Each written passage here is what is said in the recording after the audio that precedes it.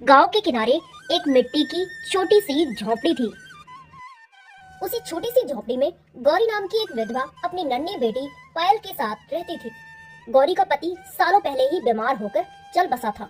घर में न खेती की जमीन थी और न ही कमाई का कोई और ठिकाना। पेट पालने और बेटी की पढ़ाई के लिए गौरी मिट्टी के दिए बनाकर पास के गांव में बेचती थी। बरसात हो या गर्मी, उसके घर में चूल्हा तभी जलता जब उसके दिए बिकते। मिट्टी घोटते समय उसकी उंगलियों में छाले पड़ जाते, लेकिन फिर भी वह नए नए आकार के दिए बनाती थी।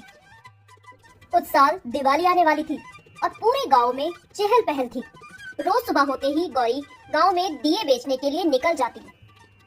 अरे बिटिया सुनो, मुझे कुछ दिए चाहिए और तुम्हारे दिए मुझे बहुत अच्छे लग रहे हैं, तो कैसे दे रही हो तुम ये दिए? मेरे घर में पूजा होने वाली है और मुझे दियों की बहुत जरूरत है।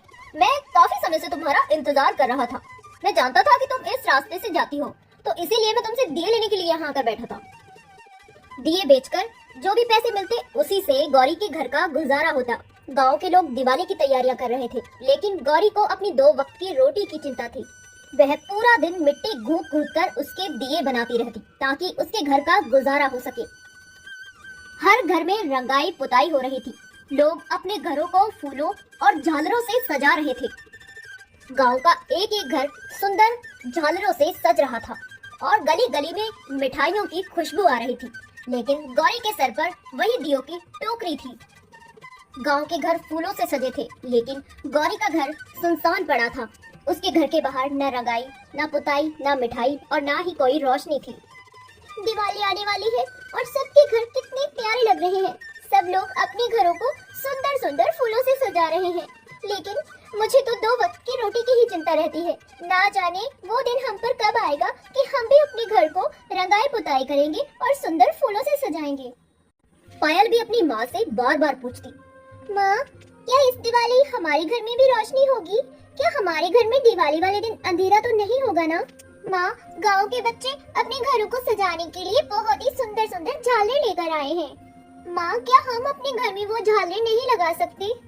गौरी मुस्कुराकर अपनी बेटी से कहती, अरे हाँ बेटा, अगर हमारे दिए बिक गए तो हमारे घर में भी रोशनी हो गई। और हाँ, लोग भी तो हमारे दियों से ही अपने घर को जगमगाएंगे। हमारे दियों के बिना भला उनके घर में भी ऐसी रोशनी कैसे होगी? यह सुनकर पायल की आंखों में चमक आ जाती है।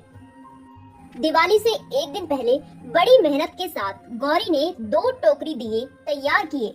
उसकी बेटी पायल ने भी अपनी माँ के दिए बनाने में मदद की। उसने अपने नन्हे नन्हे हाथों से छोटे छोटे दिए बनाए। सुबह होते ही दोनों कस्बे की मंडी पहुँचे। उनके पास अपनी 2 टोकरी दिए थे।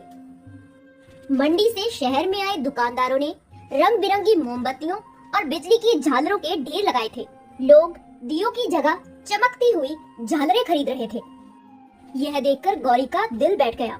उसने अपने दिए सामने रखे और जोर जोर से पुकारने लगी, दिए ले लो, दिए सस्ते और सुंदर, आपके घरों में पूजा के काम आएंगे। लेकिन दिए लेने के लिए कोई रुकता ही नहीं। शाम तक उसके कुछ ही दिए बिके। सूरज ढलने को आया, लेकिन टोकरियां वैसे की वैसे ही भरी थी। यह देखकर गौरी की आंखों में आंसू आ गए। यह देखकर पायल बोली, माँ, सब लोग बिजली की लाइटें खरीद रहे हैं। शायद किसी को अब हमारे दियों की जरूरत ही नहीं है। गौरी ने अपने आंसू पोंछते हुए अपनी बेटी से कहा, नहीं बिटिया, अंधेरे को मिटाने के लिए असली दियों की जरूरत ही पड़ती है। भले ही कुछ देर लगे, लेकिन लोग इस बात को जरूर समझेंगे। तभी भीड़ में से एक पंडित जी आए। वे कस्बे के पुराने मंदिर के पुजारी थे। उन्होंने गौरी से पूछा, बेटी, क्या तुम्हारे पास 100 दिए होंगे? मुझे मंदिर में लक्ष्मी पूजन के लिए चाहिए। जी पंडित जी, मेरे पास काफी सारे दिए हैं। आपको जितने भी चाहिए आप ले लीजिए। ठीक है पंडित जी, आप ये सारे दिए ले लीजिए। अरे बेटा, तुम एक काम करो, मुझे ये दोनों टोकरी दिए दे दो, क्योंकि पूजा के लिए मुझे रोज मंदिर में जरूरत पड़ती है, तो मुझे रोज रोज इधर उधर जाना पड़ता है। तो एक काम करो, तुम मुझे अपने ये सारे दिए दे दो। गौरी ने दोनों टोकरी पंडित के आगे कर दी और पंडित ने सारे दिए गौरी से खरीद लिए और गौरी को उनकी अच्छी कीमत भी दे दी। गौरी के चेहरे पर उम्मीद की किरण लौट आई। यह देखकर उसकी बेटी पायल भी खुशी से उछल पड़ी। माँ, क्या अब हम दिवाली मनाएंगे? अब तो पंडित जी ने हमारे सारे दिए खरीद लिए और उन्होंने हमें पैसे भी दे दिए। क्या अब हम बाकी गांव वालों की तरह दीपावली मना सकते हैं? हाँ बिटिया, अब हम दिवाली जरूर मनाएंगे। देखो आज हमारे सारे दिए बिक गए। चलो अब जल्दी से हम घर चलते हैं, बहुत देर हो रही है। दिवाली का दिन था और गांव के घर घर में लाइटें झिलमिला रही थी। तब गौरी ने अपनी झोपड़ी में मिट्टी का चूल्हा जलाया। गौरी ने अपनी बेटी के लिए थोड़ी सी मिठाई खरीदी और बचे हुए पैसों से एक छोटी सी रंगोली बनाई। फिर माँ और बेटी ने अपने ही बनाए हुए दियों को तेल और बाती से सजाया। घर में रोशनी फैल गई। माँ देखिए कितने सुंदर लग रहे हैं ये दिए और हमारे पूरे घर में रोशनी फैल गई है। हमें किसी बिजली की झालर की कोई जरूरत नहीं है। हमारा घर बिना बिजली की झालरों के ही कितना चमक रहा है। सच में झोपड़ी का कोना कोना रोशनी से चमक रहा था। अपनी नम आंखों से गौरी ने अपनी बेटी से कहा, हाँ बिटिया, मेहनत और सच्चाई से बना दिया कभी अंधेरा नहीं रहने देता। अगले दिन गांव के कई लोग गौरी की झोपड़ी पर आए।